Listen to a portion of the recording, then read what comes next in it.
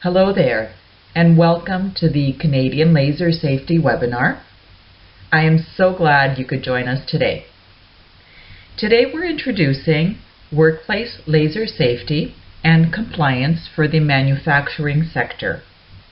My name is Vicky Zverkunos, and my official title here is Communications Officer for Canadian Laser Safety, Inc. This webinar has been previously recorded and is approximately 35 minutes long. This includes answering some questions at the end. So, who are we? Well, Canadian Laser Safety is an administrative authority. What do we do? Well, our main objective is to deliver high-quality and industry-specific laser safety officer education and the training that goes with it. This helps ensure workplace safety and compliance with our regulations. We also promote awareness to industry and collaborate with our members to improve the state of laser safety in Canada. Our main belief here at Canadian Laser Safety is to be a major contributor to the health and wellness of personnel in the workplace using lasers in all types of industrial settings across Canada. This webinar has been previously recorded. At the end of the original webinar, there was a 10-minute window of time for questions to be submitted and answered as the time and means allow. There were many facility-specific questions which were taken offline and responded to individually. Those general questions with answers have been compiled and presented in this recording.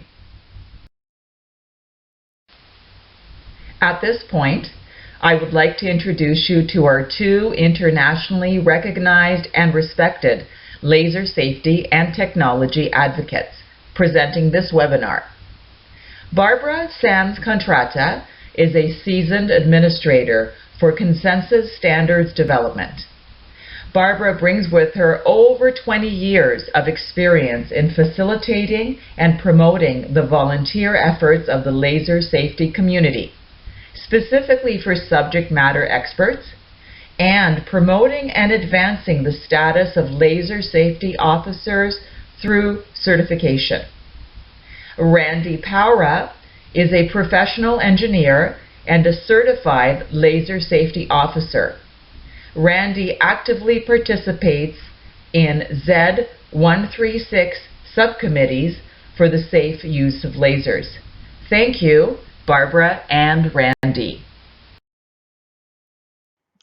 Thank you, Vicky. Today we will review the safe use of lasers in manufacturing environments.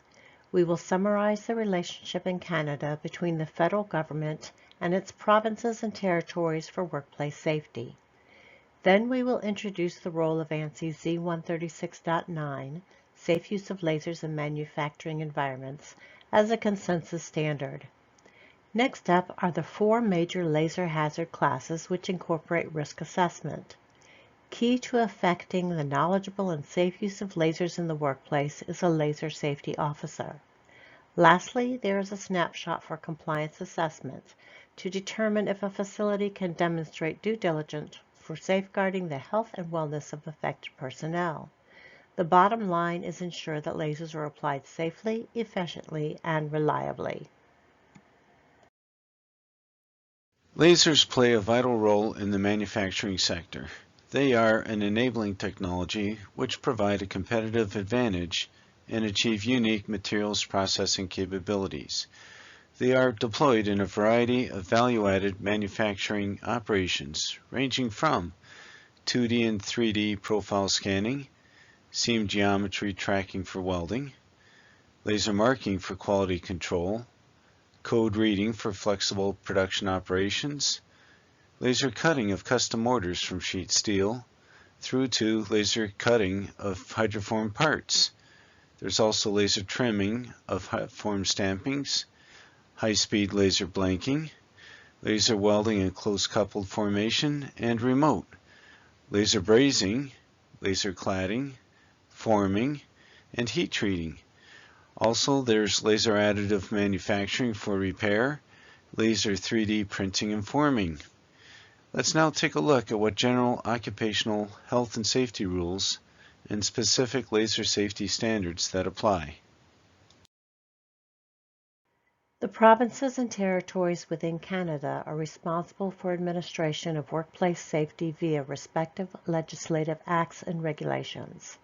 In general, hazards that are not covered by a sector-specific regulation can be addressed through the application of the General Duty Clause, where recognized consensus standards, such as the ANSI C136 series, are referenced for appropriate safety measures. Lasers are an internationally recognized hazard, including by the World Health Organization and the International Labor Organization. Exposure limits are established by ICNIRP, the International Commission on Non-Ionizing Radiation Protection. These limits are then adopted with appropriate control measures by responsible agencies such as the IEC and ANSI. Understanding the applicable standards and regulations is part of the responsibility of a well-trained laser safety officer. First published in 1973, ANSI Z136.1 is a consensus standard developed in accordance with the essential requirements of the American National Standards Institute. The .1 is the parent document encompassing all areas of laser application and use. There are vertical standards which take precedence over the .1 for specific application areas. These include .2 for safe use of optical fiber communication systems, .3 for safe use of lasers in healthcare, .4 is soon to be relaunched addressing measurements for laser hazard evaluations. .5 for safe use of lasers in educational institutions. .6 for safe use of lasers outdoors. .7 for testing and labeling of laser protective equipment.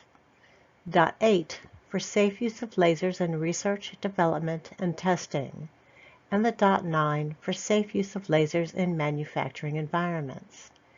The ANSI Z136 series are aligned with ANSI Z535 and ISO 3864 for area warning signs and safety labels. It is difficult to strictly compare the risk level for the hazard potential between a robot and a laser for materials processing. In general, the risk of a hazard is a function of its consequence when encountered, the likelihood for hazardous exposure, the ability of one to perceive and avoid that hazard in sufficient time, the reach of that hazard, and its strength for harm. For risk evaluation, there are established standards with appropriate safety control measures provided.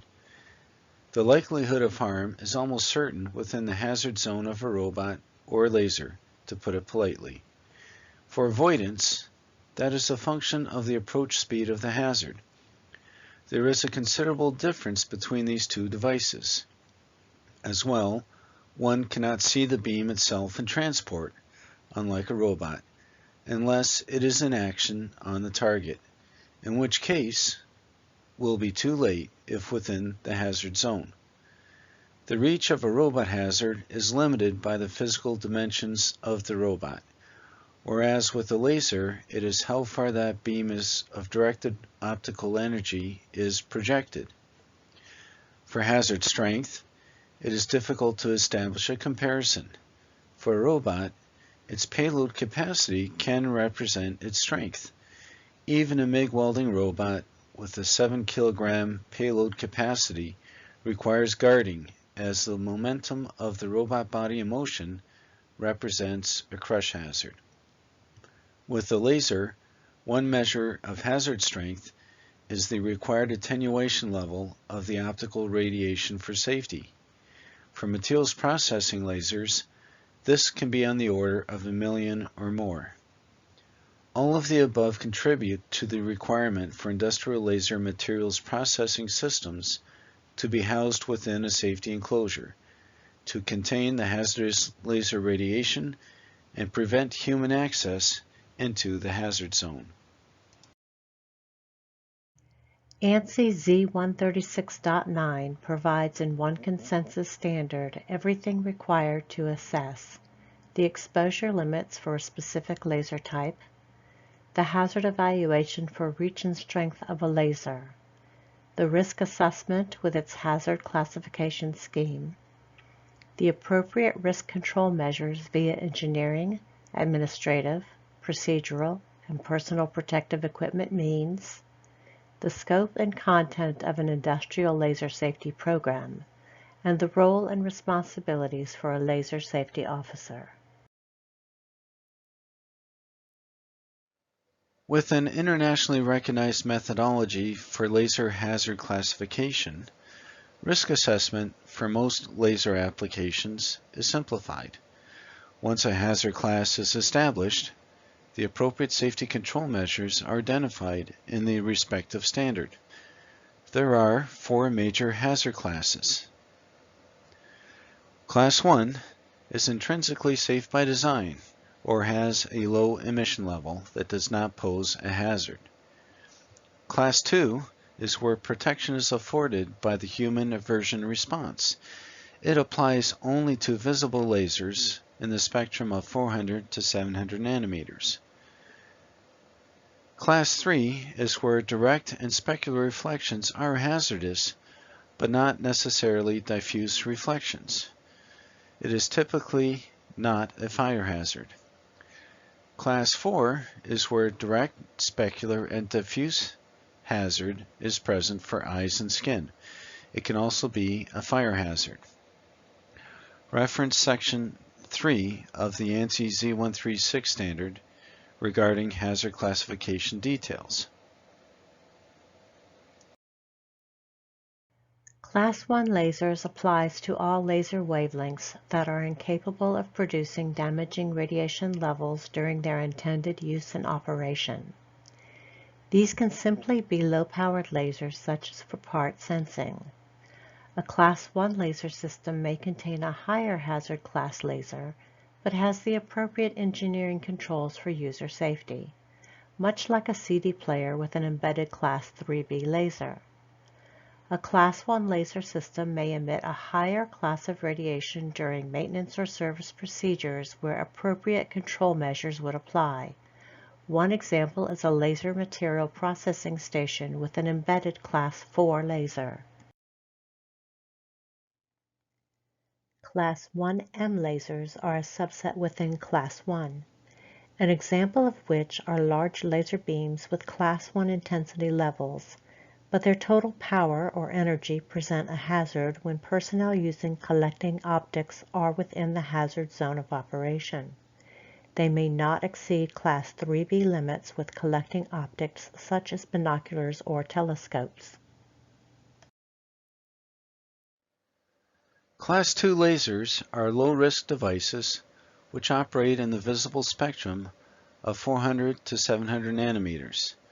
Protection is afforded by the human aversion response to bright light, where one would blink or turn away within a quarter of a second. The accessible emission limit for these lasers is 1 milliwatt. Note that overcoming one's aversion response or chronic viewing of a Class 2 laser do pose an ocular hazard.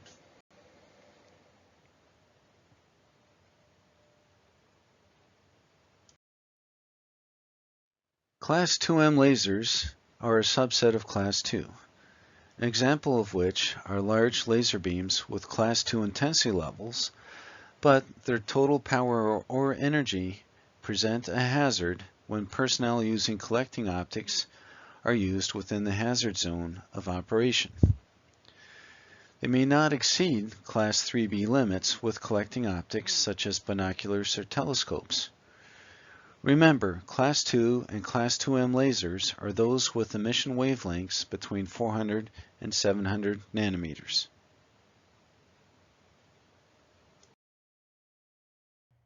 Class 3R lasers applies to all wavelengths and is intended for surveying, leveling, and alignment lasers, sometimes referred to as SLAs.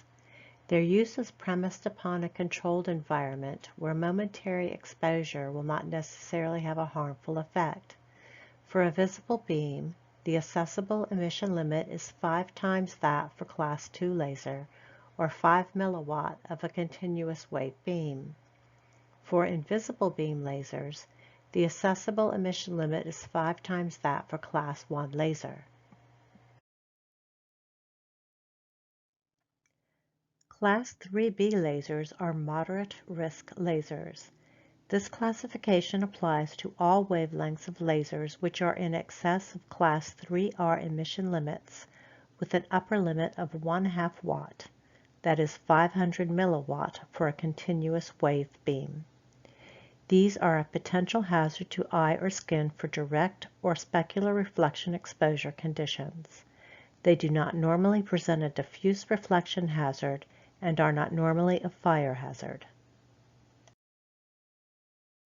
Class 4 lasers are high-risk lasers. It applies to all wavelengths of lasers where the accessible emission limit exceeds Class 3B or 1/2 watt of continuous wave power. These are hazardous to the eye and skin under direct, specular, or diffuse beam exposure conditions. These can be a fire ignition source hazard. There is no next level hazard class. It is merely the range and strength of the hazard that increases respective of the laser power or energy level, with appropriately sized safety control measures being applied. Laser material processing lasers are Class 4. Depending on their application, they can produce laser-generated air contaminants and considerable process re-radiation.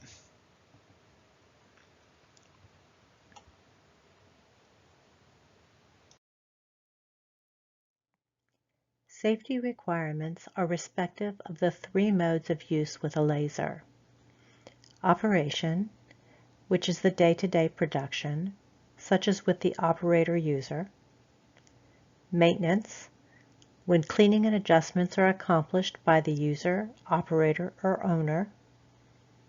And service, usually OEM technicians for laser resonator adjustments.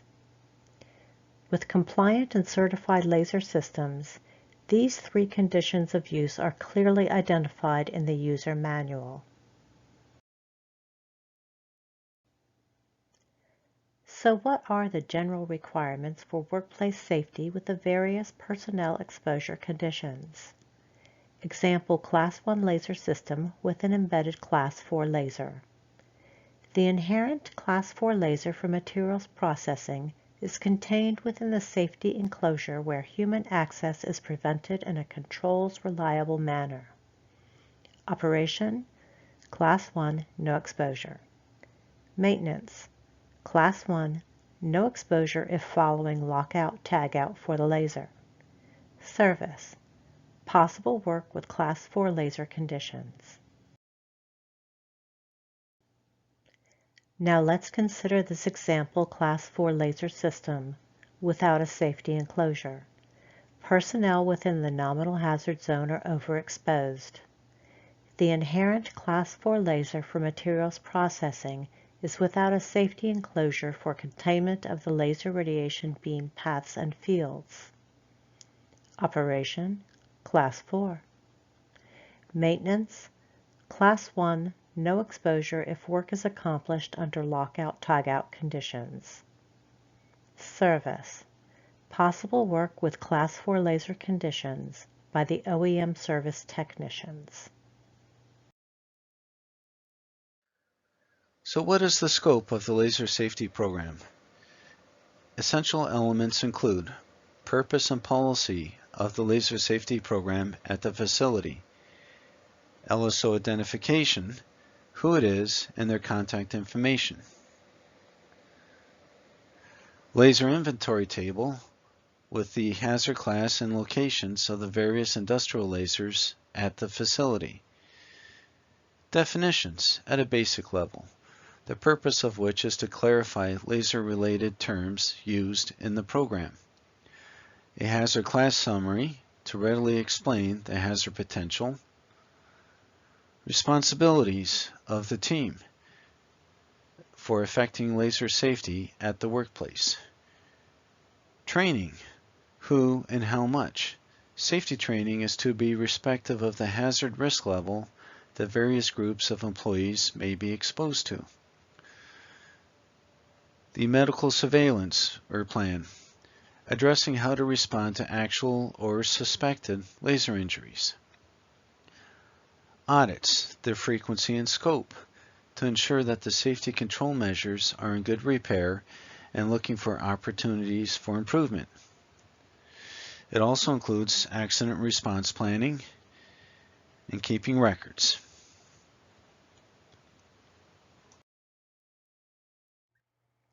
The laser safety officer is designated by management with the authority and responsibility to effect the knowledgeable evaluation and control of laser hazards.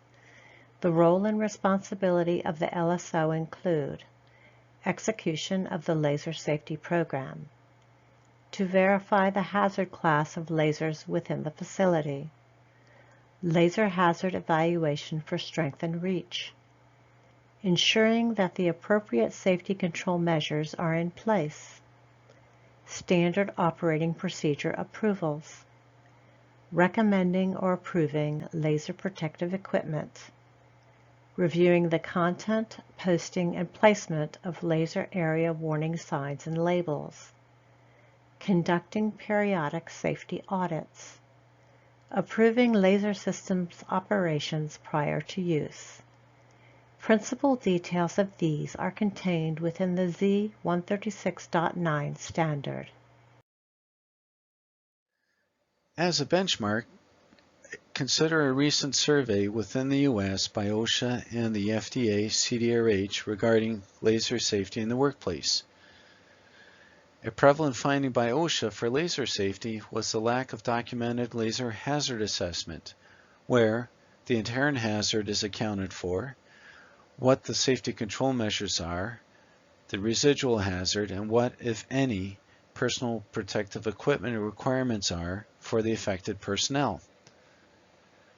Prevalent findings by the CDRH regarding non-compliance include the equipment may have had safe design features, but did not meet the build requirements of the applicable standard and regulations. The equipment provider may not have been aware of the applicable standards for compliance and risk transfer of a laser product. There was incorrect safety labeling, identifying the lack of risk and hazard awareness. An inadequate user manual, again identifying lack of risk transfer. And improper classification of the laser system. Most common is the failure to evaluate against what's known as the Murphy mirror test. Your duly trained laser safety officer can ensure these common deficiencies are not encountered at your facility. The principles for the safe use of lasers are no different than any other source of hazardous energy, though it being directed optical energy does require someone being properly trained in assessing the hazard and effecting the appropriate safety control measures.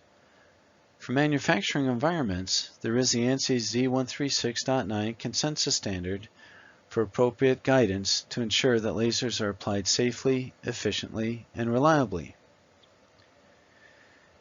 A duly trained industrial laser safety officer can understand and apply the workplace safety guidance provided in ANSI Z136.9. Your LSO can effect the knowledgeable evaluation and control of laser hazards at your facility, where, in a sense, the action plan for keeping personnel safe is know and respect the hazard, follow the rules of ANSI Z136.9, have a plan that accounts for all personnel and the life cycle of the laser. Following that plan will ensure that all are safe at your facility and it is compliant. Thank you for investing your time today in this webinar. We trust that it has helped clarify the role that ANSI Z136.9 can have to achieve laser safety in your manufacturing facility, and the role a laser safety officer has in making it happen.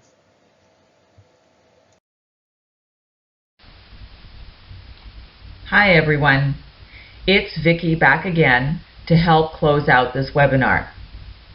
On behalf of the team here at Canadian Laser Safety, I want to thank Barbara and Randy for putting together this informative webinar addressing laser safety in the manufacturing sector. You have had a chance to absorb all this great information and to jot down questions for them.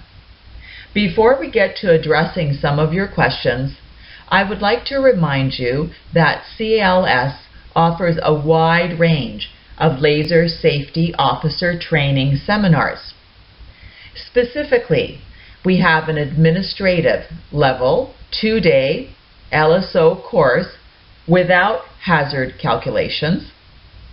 Additionally, a nominal level 3-day LSO course, which does include the hazard calculations.